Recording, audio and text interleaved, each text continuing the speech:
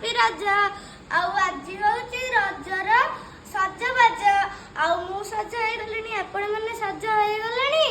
ଆଉ ହଉ, ଆଉ ଜାଣିଛନ୍ତି ଆଉ ଆମର ଠାକୁରାଣୀ ଗାଧୋଇକି ସଜବାଜ ହେଇକି ବସିଲେଣି। ଆଉ ଆମ ଦୋଳି ବି ପ୍ରସ୍ତୁତ ହେଇଯାଇଛି।